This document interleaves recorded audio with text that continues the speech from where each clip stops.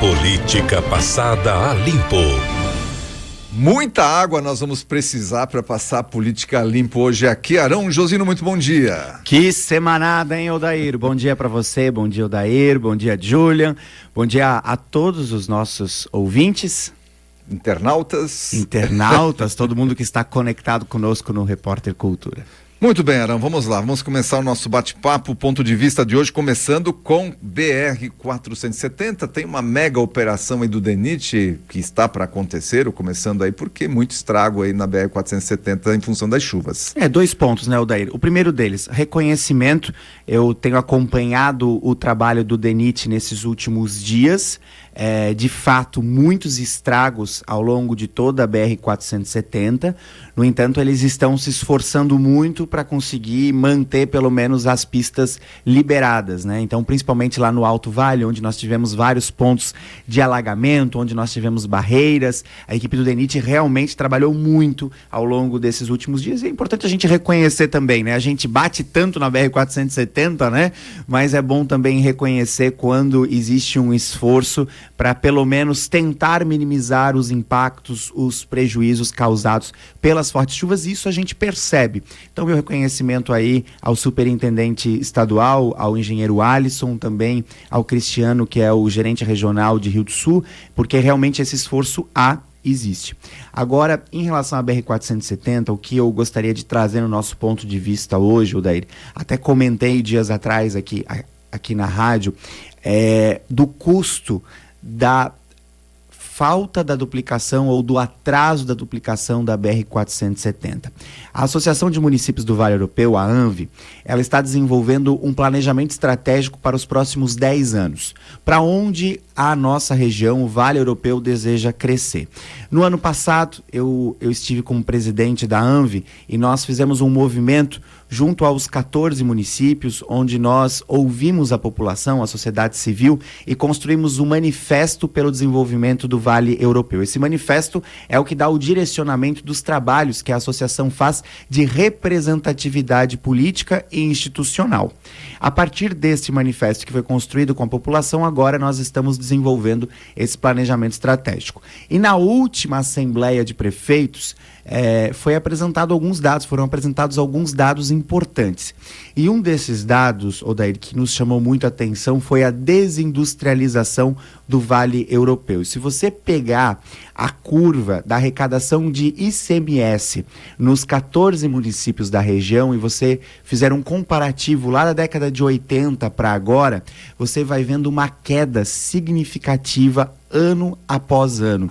Nos últimos 15 anos, nós tivemos aí uma perda de mais ou menos 100 milhões de reais em arrecadação de ICMS por ano. 100 milhões de reais de queda na arrecadação do ICMS por ano. Esse tem sido o resultado, né, da demora da duplicação da BR-470. E por que nós falamos isso? Porque se você fizer um comparativo da região do Vale Europeu, dos 14 municípios do Vale Europeu, fizer um comparativo com os municípios que integram a região do litoral, a região de Itajaí, que pega Balneário Camboriú, Navegantes, Balneário Pissarras, você percebe o quanto aquela região se industrializou ao longo desses últimos 15, 20 anos. Por quê? Pela infraestrutura, pela duplicação da BR-101 e pelos 2 portos que hoje nós temos lá, o Porto de Itajaí e o Porto de Navegantes. Então, mais uma vez, os números comprovando de que quando há investimentos na infraestrutura, você automaticamente faz com que a produção consiga aumentar, as indústrias crescem, você gera mais riquezas, mais empregos e por aí vai. Então, o custo hoje da demora da duplicação da BR-470 para o Vale Europeu é, em média, 100 milhões de reais a menos na arrecadação por ano pelo fato da desindustrialização. As empresas, as indústrias fugindo do vale, indo para o litoral para escoar a sua produção. Olha só, que análise interessante essa, né, desse efeito de nós não termos infraestrutura, essa é a verdade. A nossa infraestrutura tá capenga, e aí quando acontece algo como tem acontecido nos últimos tempos aí, o pouco que a gente tem, ainda a gente perde, e aí fica mais complicado ainda para o empresário manter o seu negócio aqui na nossa região, na região do Vale. Odair, inclusive quem gosta do assunto, quem gosta de entender a importância de investimentos em infraestrutura e como isso se transforma em mais riquezas, pesquisa lá no Instagram o professor Roque. Roque é H-O-C. O professor Roque, ele foi deputado do estado de São Paulo e ele trabalha sobre geopolítica.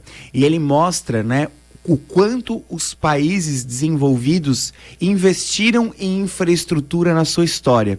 E é muito interessante os canais que foram abertos para os navios passarem, escoarem as suas produções, os portos, os aeroportos. É impressionante, e ele faz justamente essa curva da riqueza e do desenvolvimento do país a partir dos investimentos em infraestrutura. Muito bem, agora 2024, faltam aí 37 dias para a gente entrar em 2024, temos que preparar o bolso, é verdade? Eu estou bastante preocupado com a situação econômica do nosso país. Ano que vem vai ser um ano muito difícil. Inflação, eu tenho muita preocupação do que vai acontecer com a inflação e com o preço do alimento, da comida. O supermercado vai ficar muito caro, Odair. Nós estamos passando por esse fenômeno El Niño que o Brasil inteiro está sendo atingido. As safras estão se acabando, né? O arroz, o tomate, a cebola, né? A gente sofrendo muito na região sul com as fortes chuvas e a região norte com a seca considerável, né? Eu acompanho uma empresa do Pará que trabalha com cacau. O Sítio Ascurra é o nome, que são as ocorrências que foram para o Pará. O cacau também, a safra está se acabando. O chocolate vai ficar mais caro, o cacau vai ficar mais caro.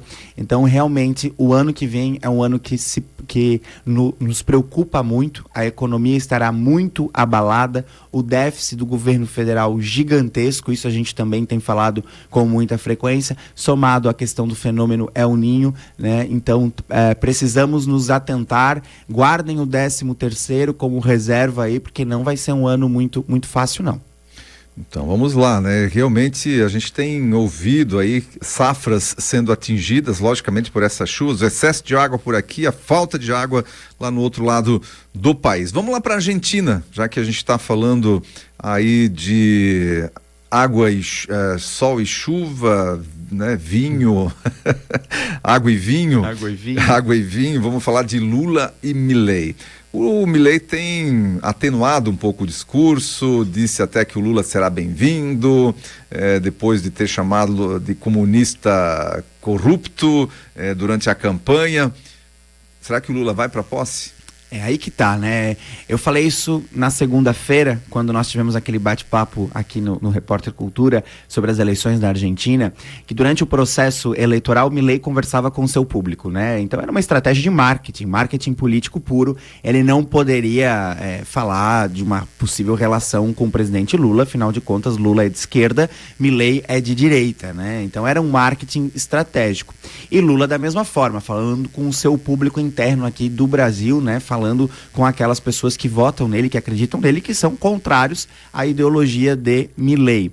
Agora, depois da eleição, o que as nações esperam é que minimamente nós tenhamos um relacionamento comercial, econômico, né? Afinal de contas, a Argentina depende do Brasil e o Brasil depende muito da Argentina também. Nós temos uma relação comercial muito forte e não é de agora, né? São décadas e décadas, né? De uma relação bastante importante para a economia desses dois países. Então, Milei deu o aceno, né? Mas pelo jeito o Lula ainda segue na sua batida de ser um presidente que quer ser um líder de esquerda, um líder internacional e não abre mão disso. Que é prêmio Nobel. Exatamente. Enquanto isso nós estamos aí com a economia ferida. Então o que se espera agora do presidente Lula é que ele baixe a guarda, né? Baixe a guarda e sim faça aí o reconhecimento da vitória de Milei na Argentina. Isso é democracia. O PT não defende tanto a democracia, eles não falam tanto da democracia, a esquerda não fala tanto da democracia, democracia, não sei qual é a democracia deles,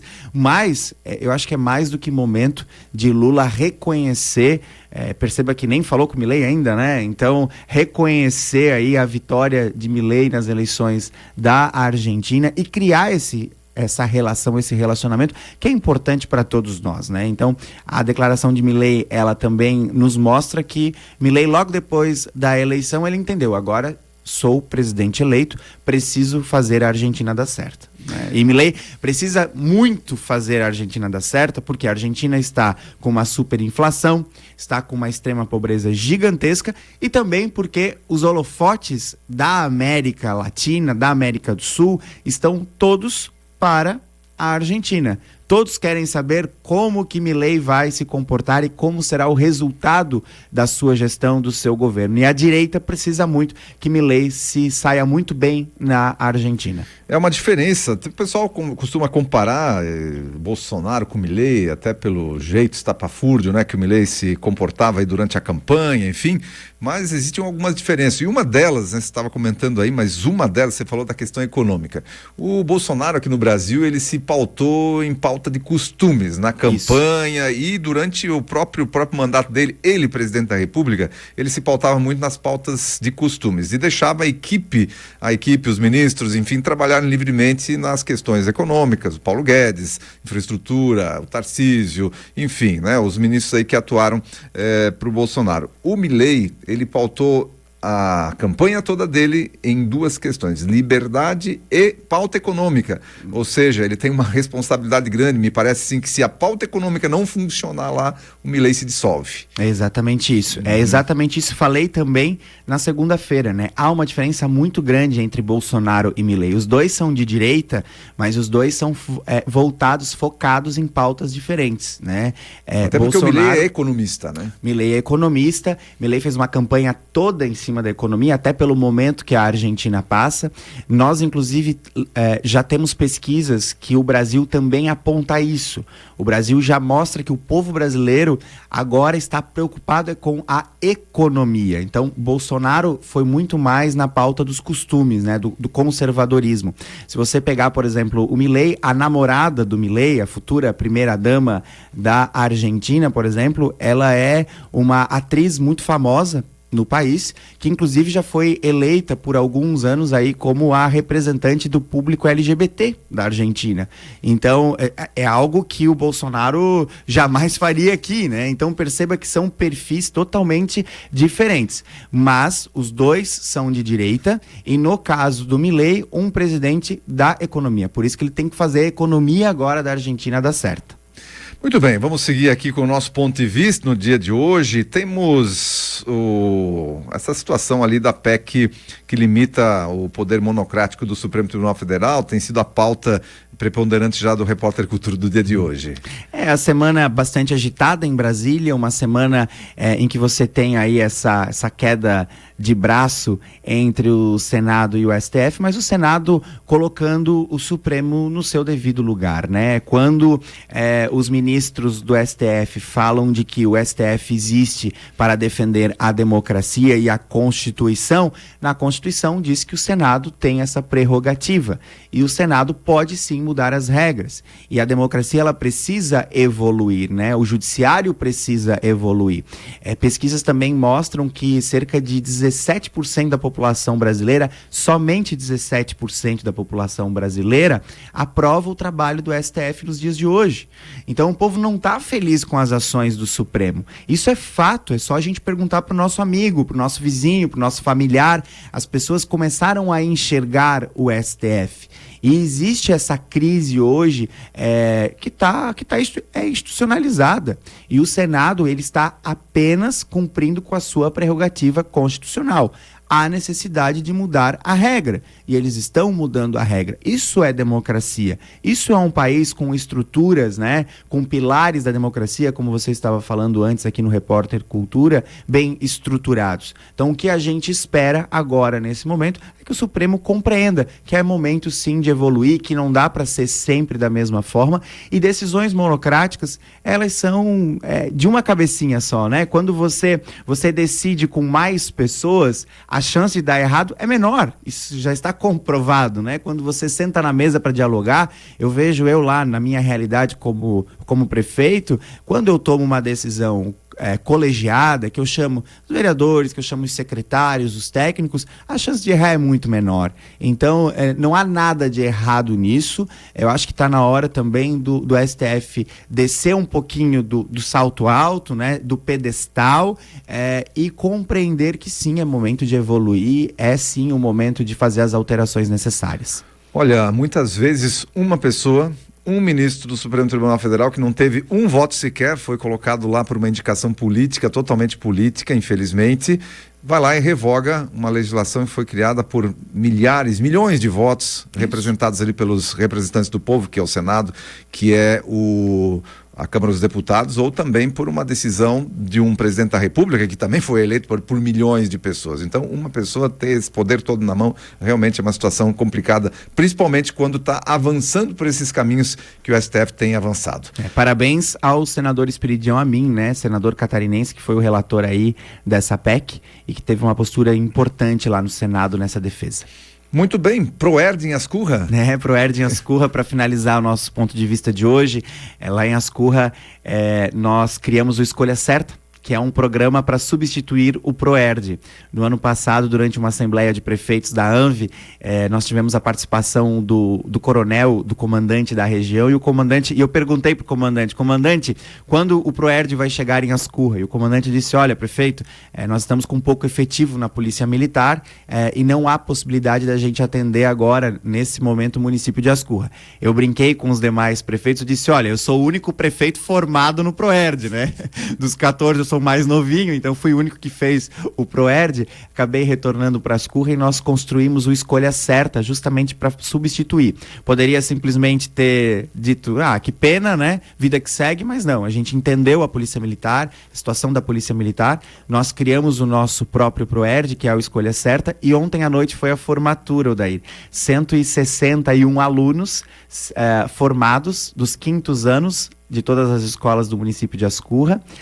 Eles tiveram uma formação de abril até agora em novembro, com a professora Iraci Morbach, que inclusive é policial militar da reserva e era instrutora do Proerd aqui em Timbó, e agora é professora da rede municipal de Ascurra, e o resultado foi muito legal, e eu fiz questão de trazer hoje aqui no nosso ponto de vista, porque nós estávamos muito ansiosos, porque nós não sabíamos se os alunos iriam para a formatura, né? Porque foi ontem à noite, então uma quinta-feira à noite, as crianças dependem dos seus pais, dos seus familiares. E foi impressionante, mais de 600 pessoas no Teatro do Colégio São Paulo, muitos familiares em pé, porque não tinham mais cadeiras, o que mostra que a comunidade realmente está envolvida com a escola, né? E o que mostra também que uma atividade como essa, uma atividade de prevenção às drogas, de prevenção à violência, de incentivar aí a cidadania, o cuidado com o meio ambiente, a violência contra a mulher, né? A proteção à violência contra a mulher,